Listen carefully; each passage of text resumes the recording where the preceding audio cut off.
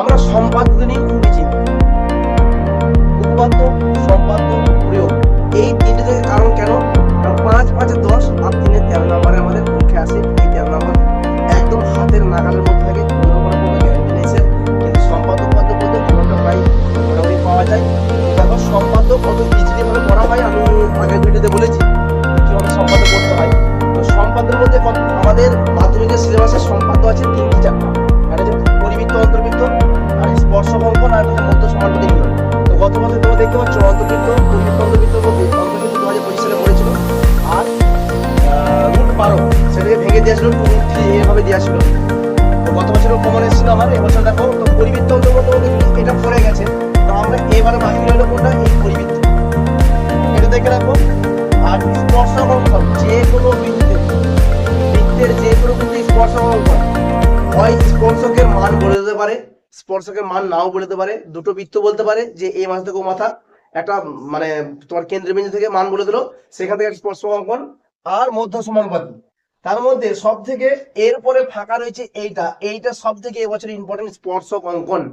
100% এর মধ্যে 100% তুমি ধরে রাখো এখান থেকে একটা কোশ্চেন আসবে এবছরে 3 নম্বরে, ঠিক আছে? 5 নম্বরে আসবে সম্পাদ্য। আর তাহলে এই দুটোর মধ্যে আবার একটা দিতে পারে।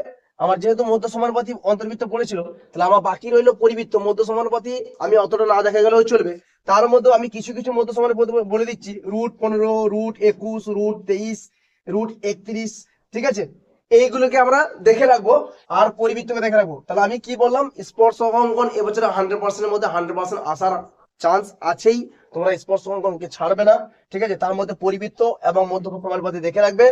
একদম ইজিলি ভাবে অঙ্ক পরীক্ষা পাস করে আসবে সবার কাছে। মানে কি বলবো, আমি যে চাইছি তোমাদের পরীক্ষা যেন ভালো হয়, ঠিক আছে? আর আমার ইউটিউব চ্যানেলটাকে তোমরা দেখতে থাকো যে কোন কোনগুলো দিচ্ছে আর কোন কোনগুলো পড়ছে।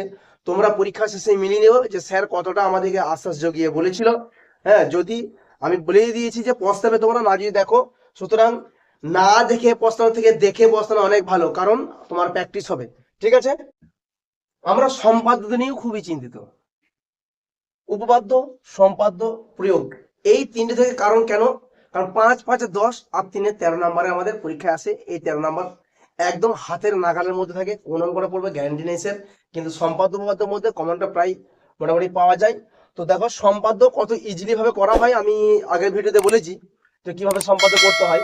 তো সম্পাদ্যের মধ্যে আমাদের মাধ্যমিকের সিলেবাসে সম্পাদ্য আছে 3টি চ্যাপ্টার। একটা হচ্ছে পরিবৃত্ত, অন্তর্বৃত্ত, আর স্পর্শক অঙ্কন, আর একটা হচ্ছে মধ্য সমানুপাতিক নির্ণয়। তো গত বছর তোমরা দেখতে পাচ্ছ অন্তর্বৃত্ত, পরিবৃত্ত, অন্তর্বৃত্তের মধ্যে অন্তর্বৃত্ত 2025 সালে